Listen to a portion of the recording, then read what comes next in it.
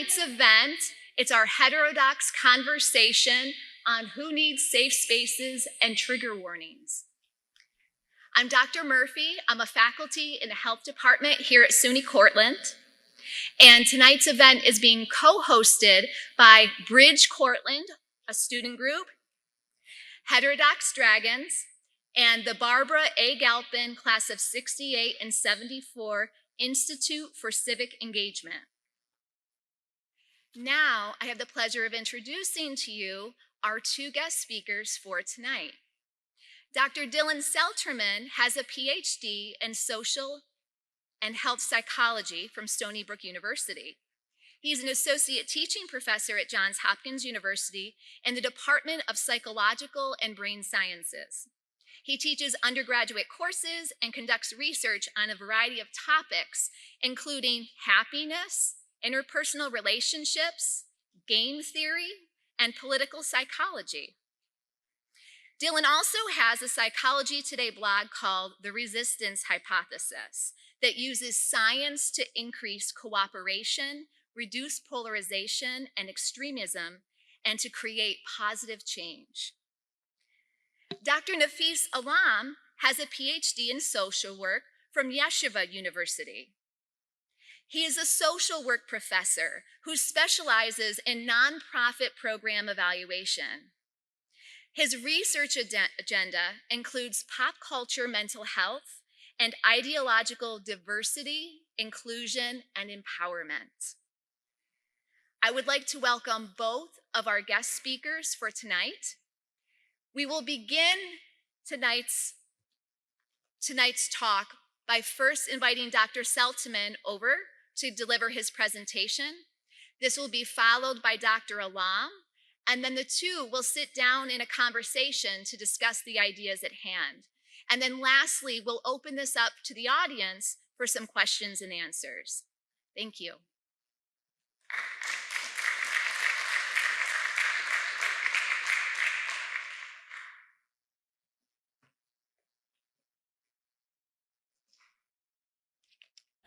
It's great to be here. Thank you to Jill and John for hosting and for the invitation, and for all the student organizers as well. And thank you to Nafees in advance for being a very open-minded and cordial partner to do this event with. I'm excited. So I think we can start off by just with a very broad view. People across the country seem to think we're living in unprecedented times. And as much as we may love our country, we see dysfunction, we see conflict, we see lack of trust, and maybe we think it wasn't always this way. Things may have been better in the recent past, or maybe they could be better. And some of that dysfunction and conflict can be observed on college campuses across the country. So what I'd like to do in my talk here is to focus on the psychological underpinnings of some of the problems that we're seeing in society and use evidence from psychological science to try to help our democracy. And I think it's useful to talk about how mental health specifically can shed light on how we can get to a healthier place on campuses. So one thing that research has consistently demonstrated about mental health is that when people are feeling crappy emotionally, their minds are not necessarily functioning well on a cognitive level either. That is, when people feel lousy, their ability to perceive the world accurately is diminished, and we're not seeing things clearly. So if people feel scared a lot of the time, this might go hand in hand with a belief that the world is a very precarious place with danger lurking around every corner. Now, it's important to remember that in some cases that danger is real and people are right to be concerned. This would be true for someone living in an active war zone. But for most people, in most situations, in most societies around the world, that danger is not present. And if we perceive it anyway, we would call that a cognitive distortion. Some researchers use the analogy of a prism to understand mental health problems. Prisms distort light through a process called refraction and dispersion, and when people feel distressed, it's a kind of similar thing where their perception of the world, of other people, of themselves might be distorted. And sometimes these distortions manifest in our personal lives or in our professional lives. We might think that our coworker hates us for no reason, or that our boss is about to fire us, even though they're really thinking about promoting us. We might think that our partners or significant others are cheating on us, even though they're not. And this is one of my favorite internet memes illustrating this phenomenon, where she thinks that he's fantasizing about some other women, but really he's thinking about something totally irrelevant and mundane. And there's a million variations of this. So that's what's going on in the mental health sphere. And I think there's something similar going on when we look at people's misperceptions in politics and culture. So these are data from the More in Common research group. And what they do is they survey people about their attitudes, asking them a bunch of statements. Do you agree or disagree with this? But then they'll ask others to estimate how many or what percentage of those people in those political groups will agree. So what they observe is a general pattern they call the perception gap. There's this huge divide between what people think others believe and what they actually believe. So here on this slide, I have data from the Republicans who completed the survey. And they're responding to statements that I think a lot of us can easily get on board with. So 79% of Republicans said they agree with the statement, racism still exists in America. 85% of Republicans say they agree with the statement that properly controlled immigration can be good for our country. 65% say they agree that the government should do more to stop guns from getting into the hands of bad people. And 50% agree Donald Trump is a flawed person. That number might be higher. These data were from 2019, so about 5 years ago.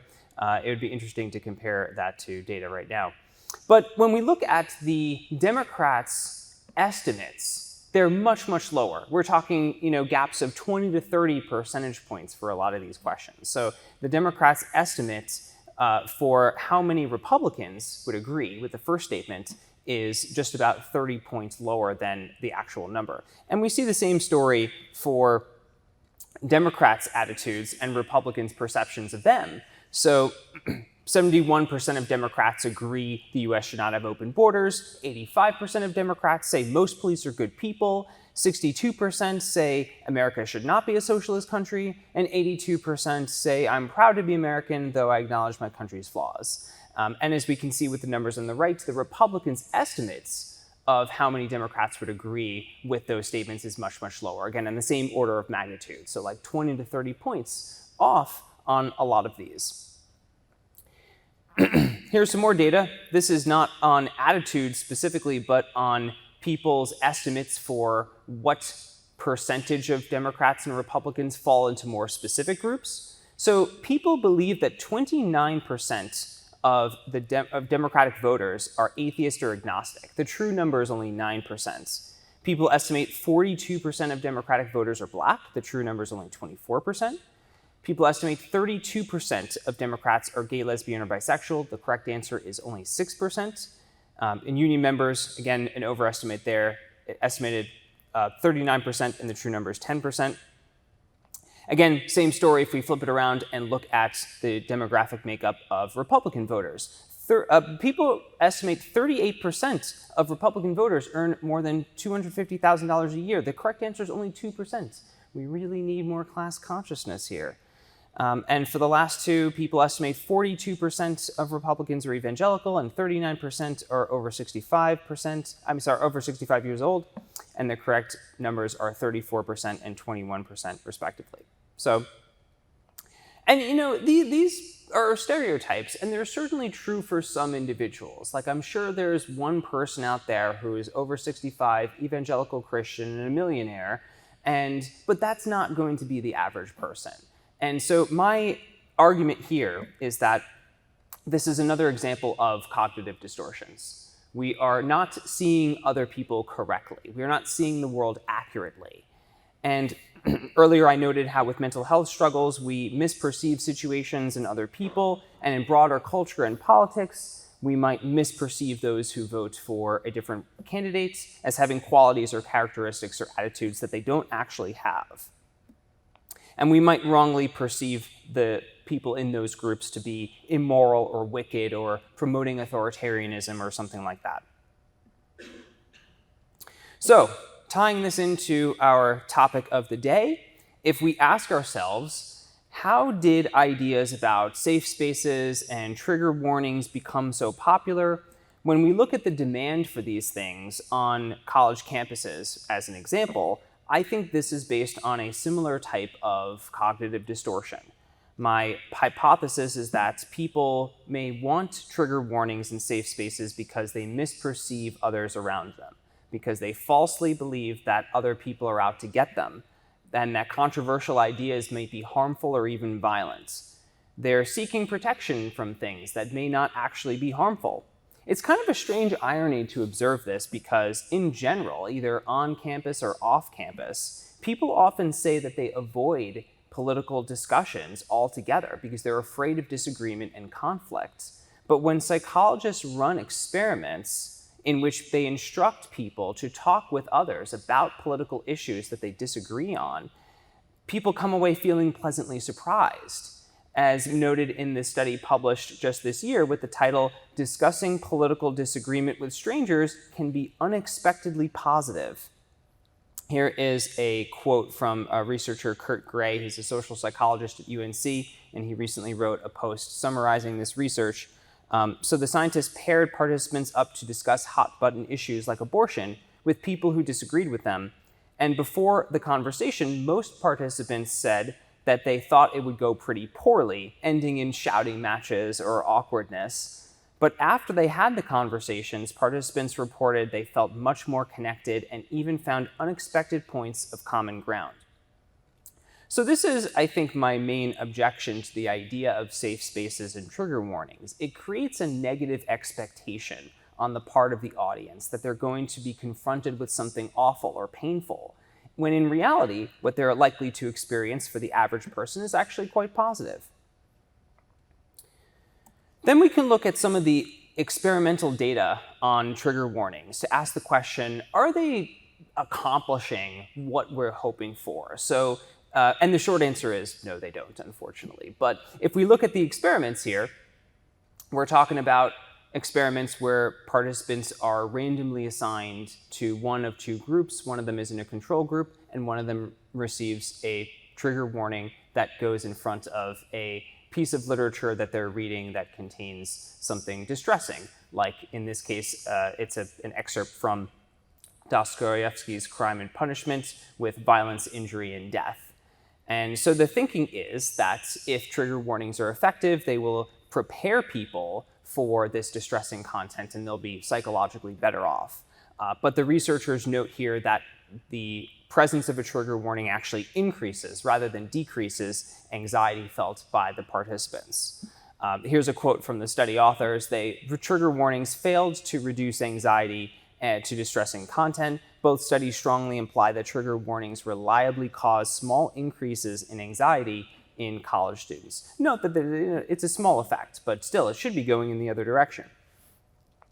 Now, earlier, I suggested that maybe this is going hand in hand with cognitive distortions, and that was kind of like a pet theory of mine that was like a working hypothesis, and I didn't have any direct data to speak to that specifically, but thankfully, some other researchers came along and did the study that, in hindsight, I would have liked to do myself, which is to actually measure the extent to which people engage in cognitive distortions, and then see if that correlates with maladaptive beliefs about the harmful nature of words and a preference for trigger warnings. And sure enough, they found that all of these variables correlate.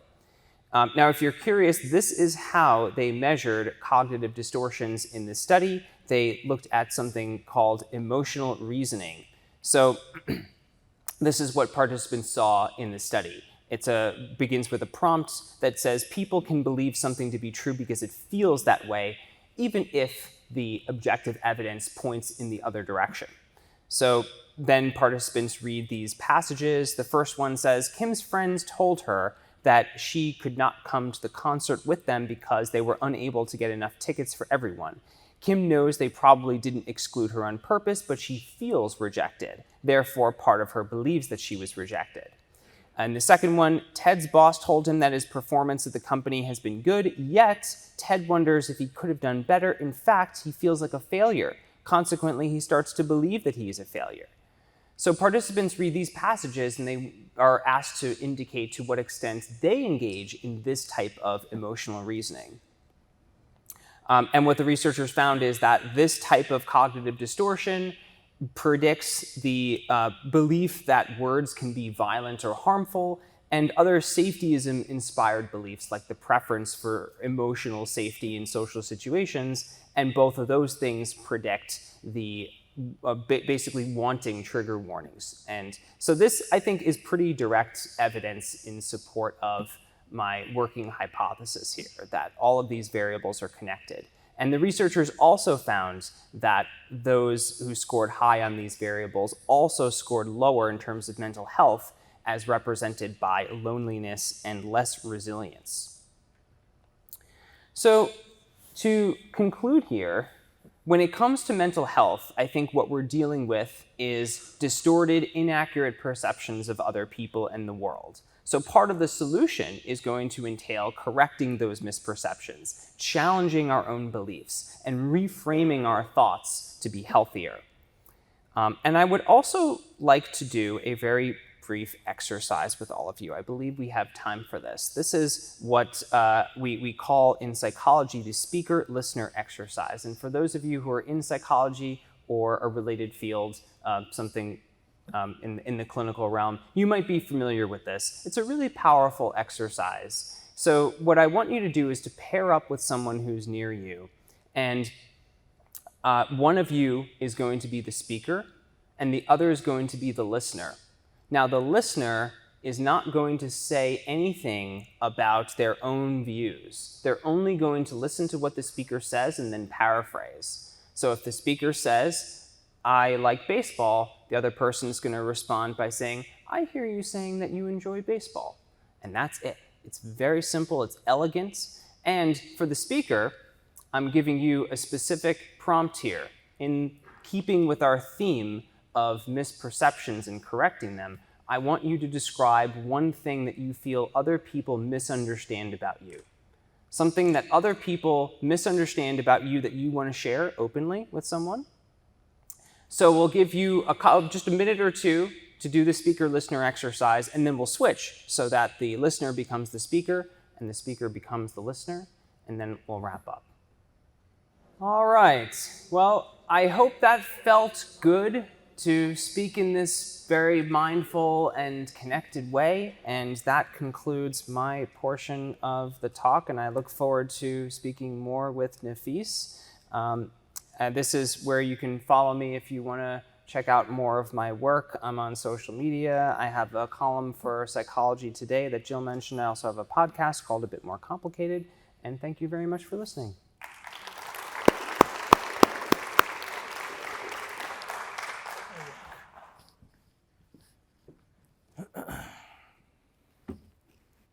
So my name is Nafees. Jill was kind enough to introduce me, Jill, John, and everyone else here.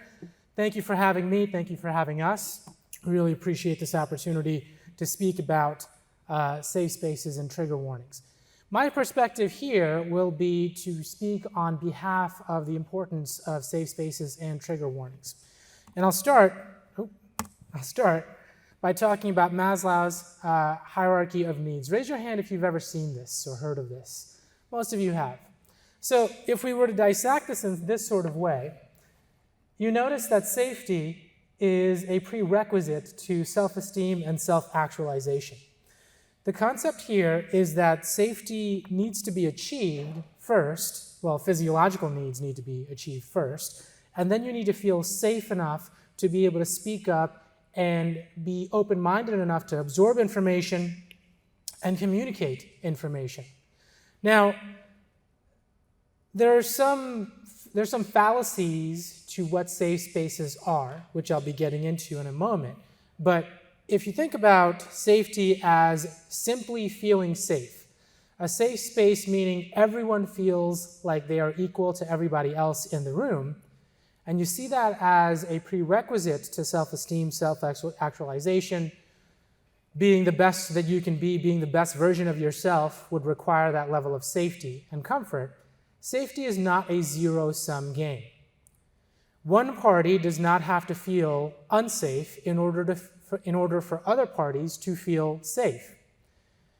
Specifically for underrepresented groups, and this doesn't necessarily have to mean racial and gender-specific underrepresented groups, I should also mention, I used to be the faculty advisor for Turning Point USA at my university.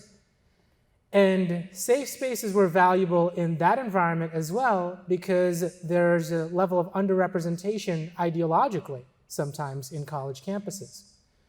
And safe spaces allowed us and them to speak up in spaces that would otherwise be seen as unsafe and uncomfortable because there might be a perception that X ideas are welcome on college campuses, whereas Y ideas are not. And that allows us to be able to speak up and really share ideas that others might not have access to. And also, just speaking human to human. Is it not true that one of the most beautiful parts of the human experience is being able to speak with someone that has an idea different from yours, and maybe you don't agree with them, but at least you'll understand what the position that they have and where they're coming from. Without those safe spaces and without those trigger warnings, which we'll be getting into in a moment, you have an environment where it's a homogeneous set of ideas. We just rinse and repeat, rinse and repeat. Past revolutionaries, had it not been for their bravery, would not be seen as revolutionaries today because they would not be brave enough to speak up. If safe spaces were implemented in the past, then maybe they would have had an opportunity to speak up a long time ago.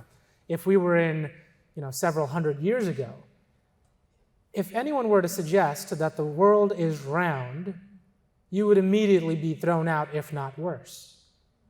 We needed a revolutionary, someone who took on that danger of feeling unsafe to speak up, a bunch of revolutionaries, to say that no, I don't think the world is flat. It is indeed round.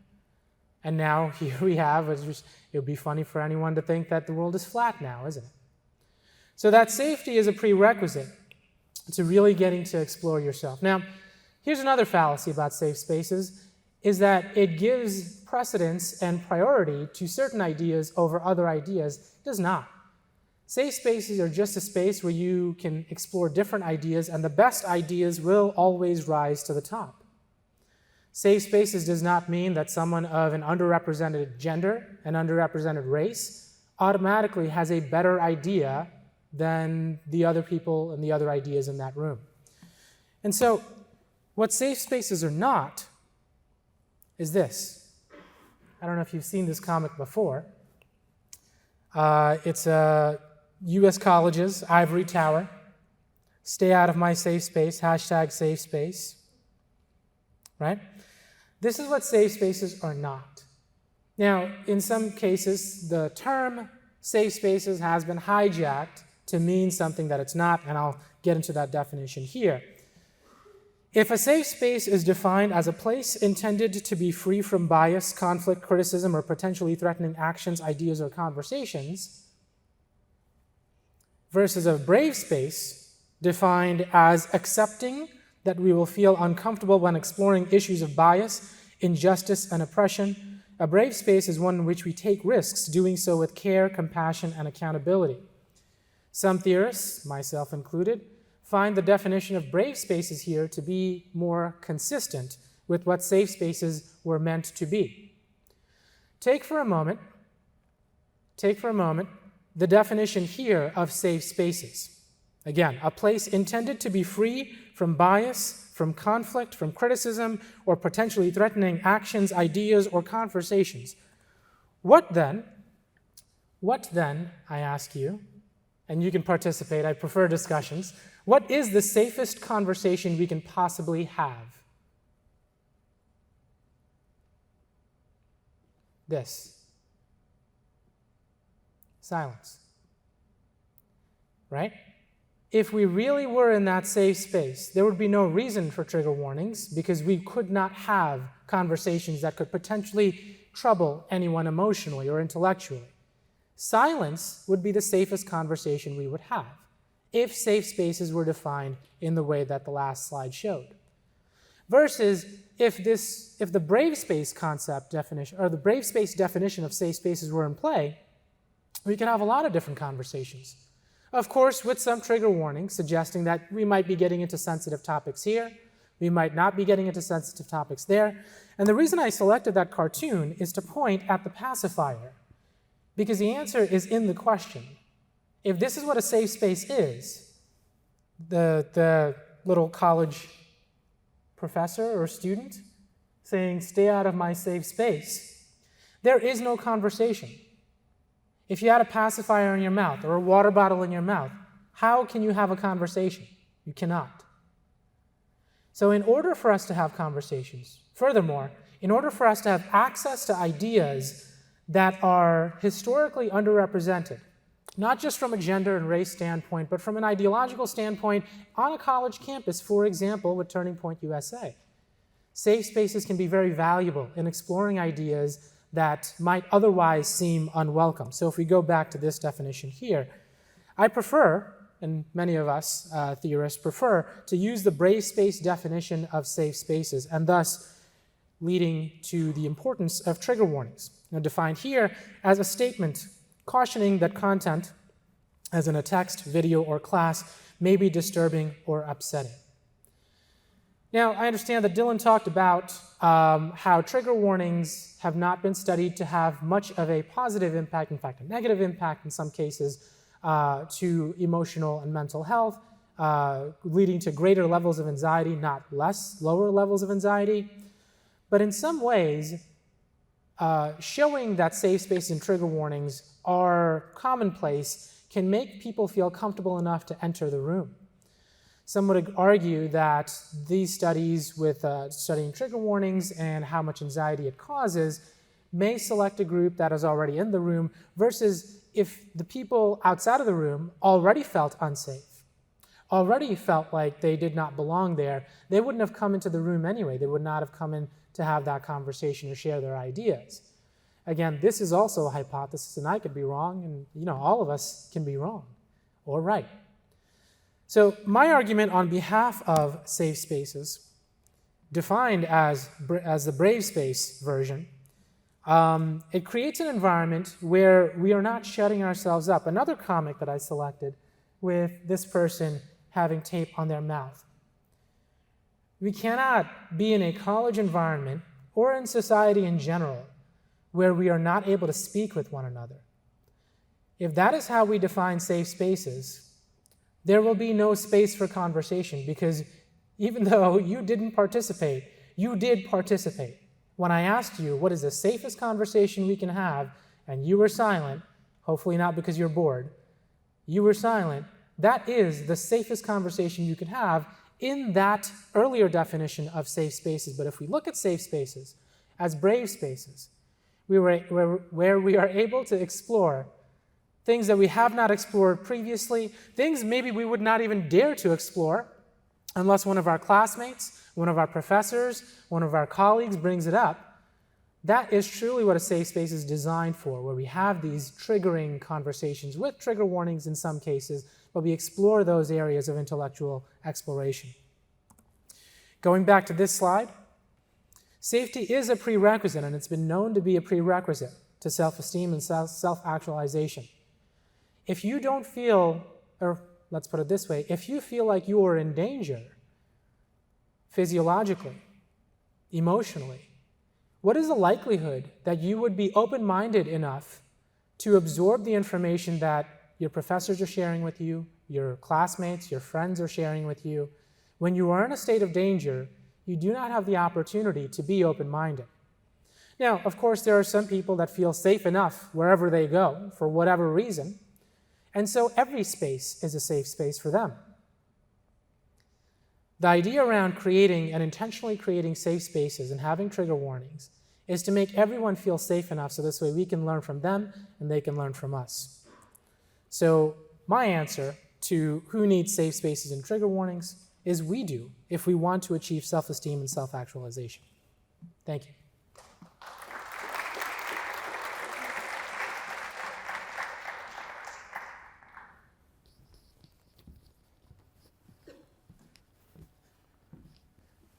So we'll get the conversation started, and I'll start by asking Dylan, what brought you to Heterodox Academy? Oh, sure, yeah. So I have, for a very long time, followed the work of Jonathan Haidt, who is a leader in Heterodox Academy, but he's also a social psychologist and does very similar work as I do. So for those of you who might be familiar with John, his work is on the psychology of morals and ethics and also political psychology. And he's developed moral foundations theory and really pioneered, I think, a good way of thinking in our field that prioritizes constructive disagreement, open inquiry, and freedom of discourse and thought. So about 10 years ago, he and some others founded HXA, and I remember when I got the word from John that this was happening, and I was like, yes, I'm all in. This sounds great. So it was an easy call for me to make in terms of getting involved with HXA, and it's funny because we have this sister organization, I suppose, FIRE, the Foundation for Individual Rights and Expression, which I think has a very similar mission in terms of fostering freedom of inquiry and discourse and speech. They approach it more from a legal standpoint and in terms of policy, and we approach it more from the level of culture. We want to establish healthy norms for institutions and for campuses, for cultures like the one that you have here at SUNY Cortland. The idea being that we cannot take these things for granted, even if it may be legal for people to speak up and speak their minds. They may not feel comfortable doing so, and that's kind of what we're here to do, is nudge all of us further in that direction.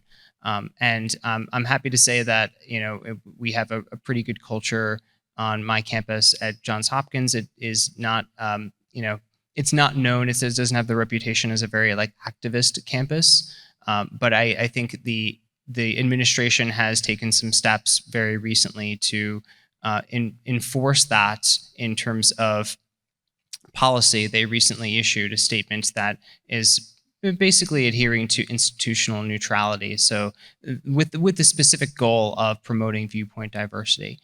So I was happy to see that as well. And yeah, what about you, Nafees? How about you? Well, it was about 3-4 years ago. I was the faculty advisor for Turning Point USA. I signed up to do that. There was a lot of pushback, which is a story for another day. And I've always been inclined toward ideological viewpoint diversity. I got my doctorate at Yeshiva University, which is a Jewish university with an Islamic last name. So I've lived this I've always been interested in this sort of area of ideological discourse. Back when I was getting my master's, the first day of orientation, I was asked to write a reflection paper on the title of the article was White Privilege, Unpacking the Invisible Knapsack.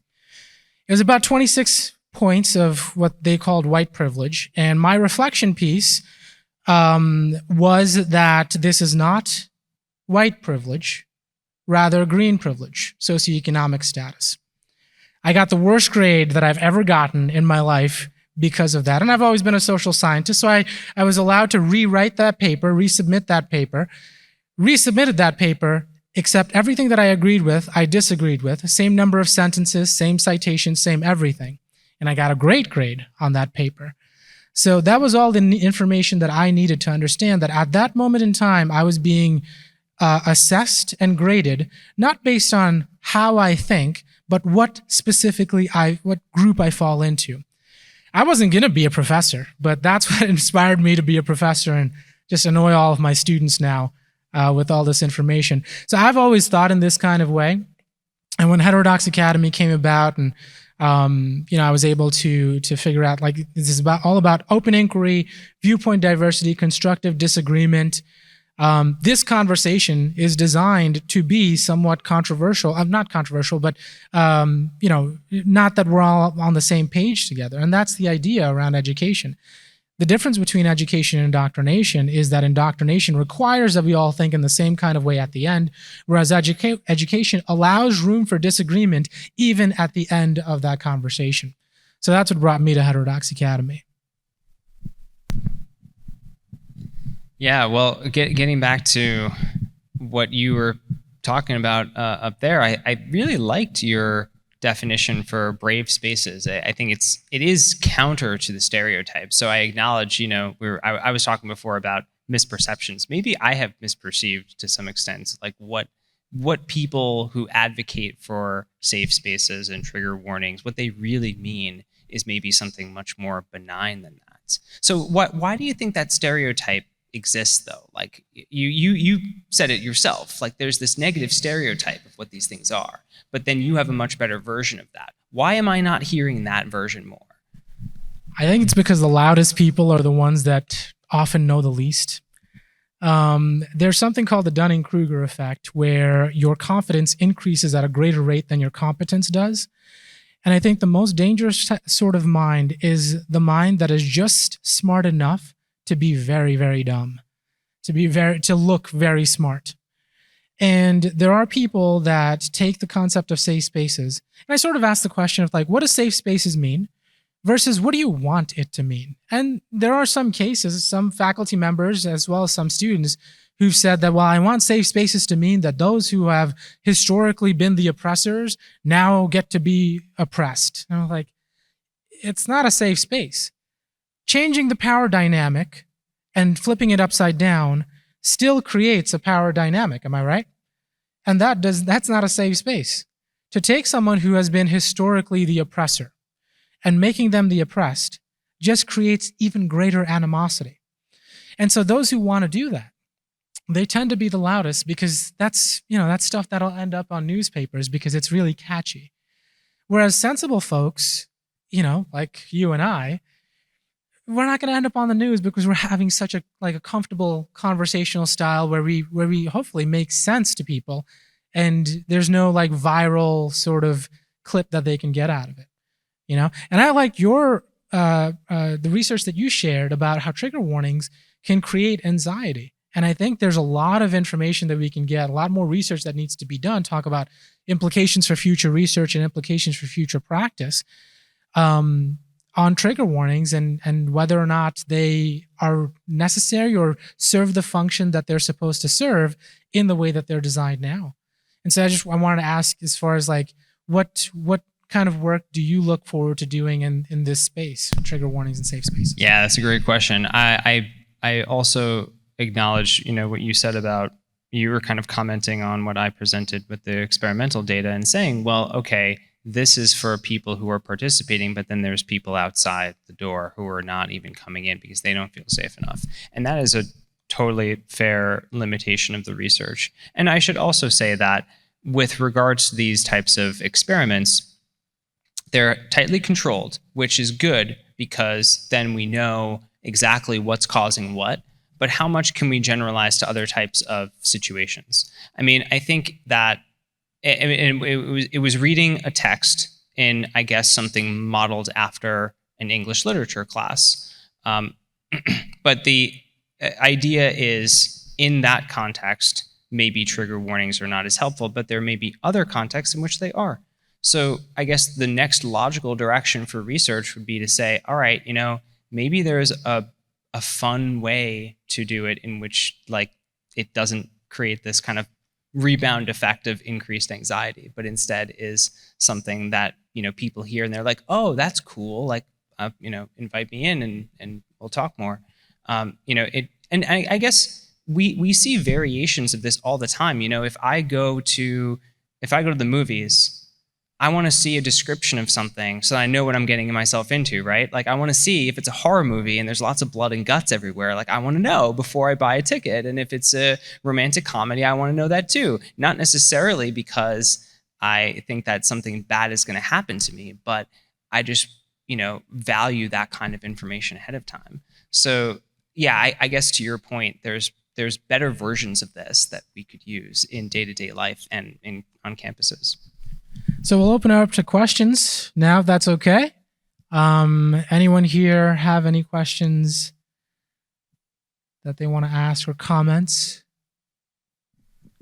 What would you say when trying to fight the taboo of safe spaces and trying to create a safe space without it being looked at like, create a safe space without labeling it a safe space. How would you go about that?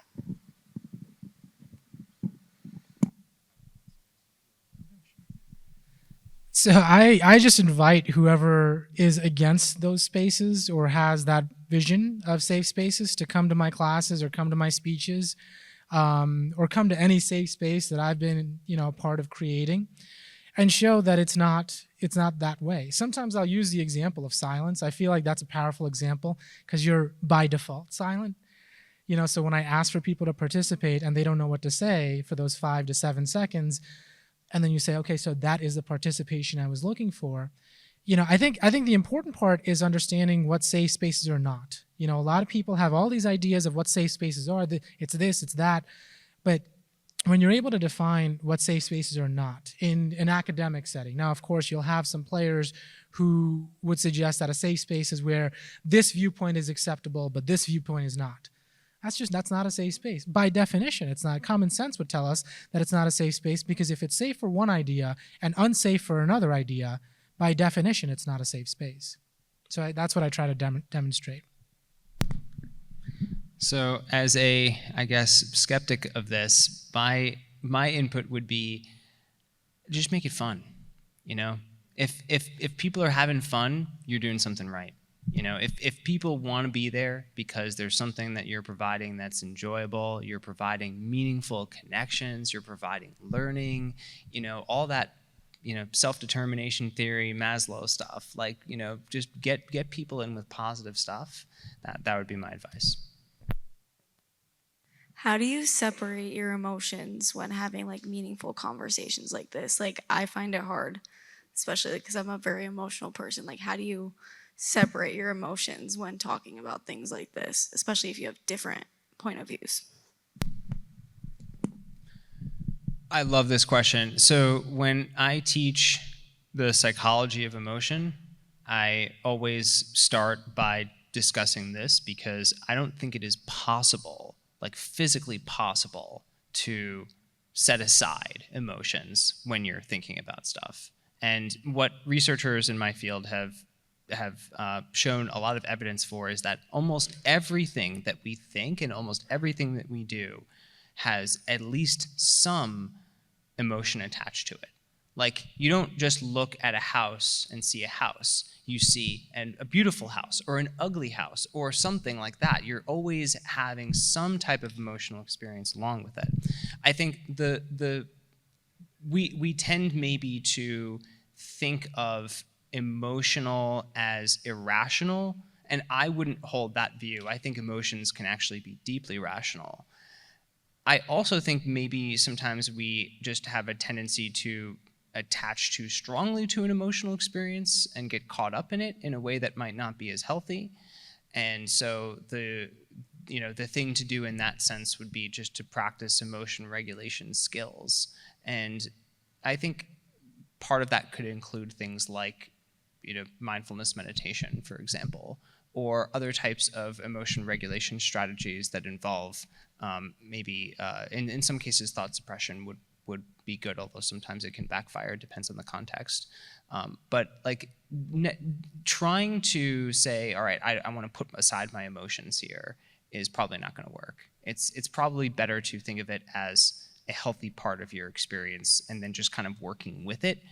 Freud has this interesting quote where he says that, the point of therapy and the point of, doing the work with yourself is not to eliminate your neuroses and complexes, but to kind of get more comfortable with them, to get into accord with them. So that would be my suggestion.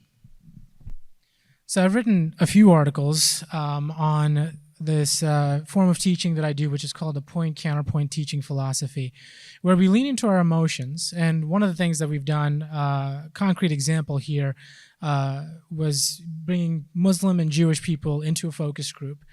And obviously it was a heated, very emotional conversation.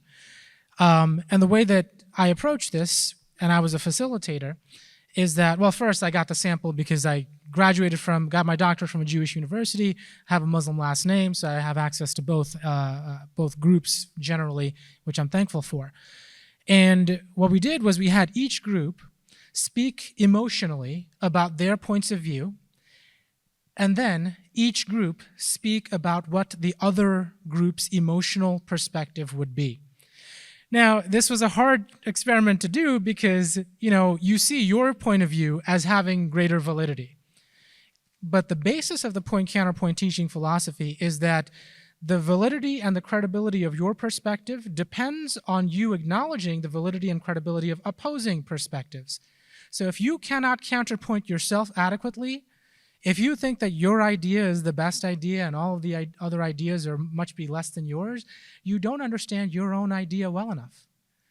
And when we got to that, and of course they didn't like me very much for saying this straight to their faces, and not that I didn't solve, one of the longest wars in human history.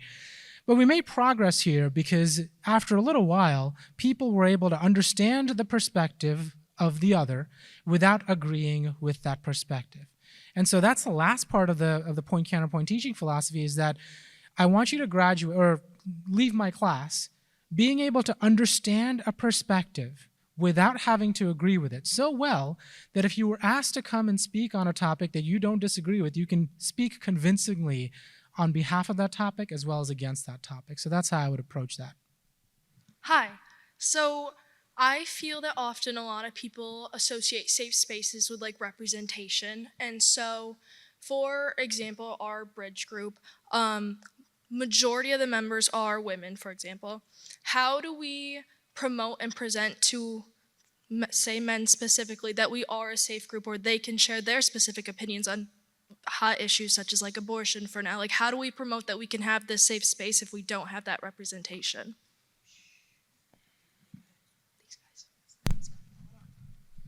Well, that's a tough one because men are very sensitive and fragile. So you gotta do a lot of work there to make men feel comfortable. So I think if you were asking me this question 5 or 10 years ago, I would have given a different answer. We're seeing a very strange thing with young people and gender and political polarization that I would not have predicted. And I'm not really sure what's going on with that, but it's something that we need to kind of study more and pay more attention to. I guess, I'm not one of these people who thinks that men are from Mars and women are from Venus. We're mostly the same. We mostly care about the same things. But at the same time, if you're thinking about social categorization, and if you're, let's say, a man and you walk into a room and there's 50 women and you're, one of 3 men in there, you might feel a little bit less comfortable. And so the question is then, how do we make people feel comfortable? So, like I was saying before, I think my go-to main suggestion would just be fun, happiness and laughter, comedy. That is always going to draw people in. This is something that I remember John actually spoke about last year at our event in New York City. It was campuses used to be a place where people would hang out and joke and laugh, and there was this kind of the spirit of it was that we were all having fun together. So it sounds maybe too easy, too simple, but I think that's really where I would gravitate toward, because don't men just want to have fun? Girls just want to have fun? We're all the same like that. I think this is more of a systemic topic because I've written on this too, is that toxic masculinity is now seen as toxic by default masculinity. Any sign of masculine behavior is seen as it must be toxic by default unless proven otherwise. So how do you change that social and systemic perception? I think it starts with each individual person, making every individual feel like they're welcome. If it is one man to 50 women in a particular room, I personally would not give that person a leadership role simply because they're a man, because that's kind of that could be seen as sexist as well, right? Things should be earned. It should be merit-based in that sense. But, having that man be the person, the ambassador, to go to other men's groups, that might be an intramural football team that he plays on, and say, this is a pretty cool group. They don't just assume that all masculinity and all men are toxic. But, we have sort of gotten into this position where, left unchecked, there are elements of masculinity that are certainly toxic, but it took about 5 to 7 years for most of masculinity to be seen as toxic, and now we meaning all of us, are trying to backtrack because there is now all of a sudden a lack of masculinity and a lack of necessary masculinity that exists today. So it's systemic, but it's also individual in that sense. Yeah, I'm glad you brought that up because some social scientists have talked about this idea that men today, especially in America and our peer nations, might be in a kind of crisis of identity with regards to masculinity, like not knowing how to be masculine in a healthy way and not a toxic way. And there's little in the way of role models that people can say they look up to. I was in a support group, so I'll just share a little bit. My wife is a cancer survivor, and we were at a retreat for survivors and their spouses earlier this year, and talked about a lot of the struggles. And I was in a group with the other men in the group, and I asked the question, who are your role models? Who do you look up to? Who is giving you guidance and support for how to deal with situations like this? And the answer was a lot of shrugs, a lot of basically nothing.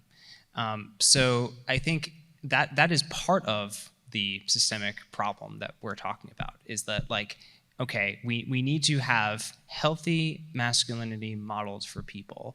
And I think a lot of young people are craving that and they're not getting it. And then turning to more nefarious and extremist figures for that kind of connection that they're not getting elsewhere. Thank you. Hi. Wow, that's loud. So I wrote it down. How should we handle disagreements when the environment no longer feels like a safe space? Say that one more time. How would we handle disagreements when the environment no longer feels like a safe space? So if it no longer feels like a physically safe space, you get out of there, certainly. I know okay, so that's up again, but the physiological safety is a necessity no matter what. But I imagine your question is more about emotional safety. Yeah. And, my answer would be to more of an ask of can you be the person that makes it a safe space? And if you have the authority, the courage, and the power to do that, because if you feel unsafe, and this goes for everyone, right? So, but you asked the question. If you feel unsafe, you can bet that other people feel unsafe too. And if no one speaks up, you're just left feeling unsafe. So if one person speaks up and says, listen, you're going to listen to what I have to say because this is supposed to be a safe space where everyone's included. You might not hear it from your friends and the people that are around you, or people who are not even your friends, but they appreciate you in that moment, and you'll see them start to participate too. Look at how the questioning happened here, right? You asked the first question, and then it was a domino effect. And I promise you, if we stick around long enough, about 70% of you will eventually raise your hands. And we'll be here for 3 or 4 hours. That's not going to happen. But that's how it starts. So the first question is, can you be the person that creates that emotionally safe space? Actually, that's the second question. The first question is it a physically unsafe space? If it is, get out of there. And that goes for, men, women, whoever. I know you asked that question. That's a part of toxic masculinity. You're just sticking around where it's physically dangerous. No, I'm out of there too, right? But if you can do that, great. If you don't feel comfortable enough to be in that room, you have no reason to be there, right? So if the conversation gets to a point where it feels unsafe for you emotionally, and if it's in a classroom environment and maybe you're not allowed to leave, then maybe it's important that you raise your hand and say, this is why it doesn't feel like an emotionally safe space for me. I'm going to try and stick it out. I also feel like I might be speaking for other people that are in this room. but please don't, dock my attendance if I end up leaving in a few minutes, but I'm going to try to stick it out, right? And when you say something like that, those other students around you, will hear that and will feel more comfortable. So you've made it a safer space for them. And your professors, your faculty members, your lecturers, adjunct professors as well, they'll probably want to dissect that a little bit more and ask, why doesn't it feel like a safe space? And now you've created a safe space just with the professor asking you, why doesn't it feel like a safe space? Because no one's going to ask you, why doesn't it feel like a safe space? You answer, and then they just do the opposite. At least I would hope not. So that's how I would go about it. I hope that answers your question. So my thinking on this would be to approach that the way a lot of psychologists would approach similar types of situations when someone has a feeling, to kind of interrogate it a little bit, like what's really happening here, and to use some of these kind of cognitive strategies, like, okay, I'm feeling unsafe right now, and again, I'm assuming that it's emotional safety, not physical safety stuff, but okay, so you have this feeling. What exactly is happening? Is it unsafe, or am I feeling distressed, and what exactly is it? Is it something that is part of my idiosyncratic experiences that's making me feel this way? Are other people feeling this way? Maybe the answer is to kind of embrace the discomfort a little bit more and see what that's really about. If it's the safety involved in feeling like you have other people who think the way that you do, I think there's great value in approaching constructive disagreements and recognizing the benefit that might come with that. One of the studies that I mentioned was this part about people expecting things to be more negative when they're having political disagreements, but then realizing that it's ultimately quite positive. And there's other ways in which that general finding replicates in other contexts. So for example, when people are on a commute to work, they generally say, on average, like most people, avoid talking to others, just small talk, not even necessarily about like hot button political stuff. But in general, people are, I think, reticent to speak with each other. But then psychologists will do studies where they say, okay, you on the train, like go talk to a stranger, just strike up a conversation, and they end up loving it. And it becomes this kind of wonderful positive experience that they never would have had otherwise. I remember being in that situation a couple of times myself, just on the commute that I was on, and the bus driver like turned on the microphone and said, okay, everyone on the bus, you're sitting next to someone, like introduce yourself and talk to that person, like make that connection. And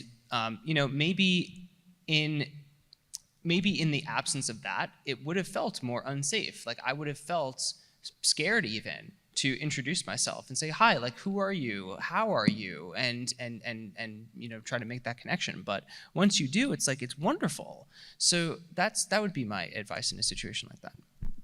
Thank you.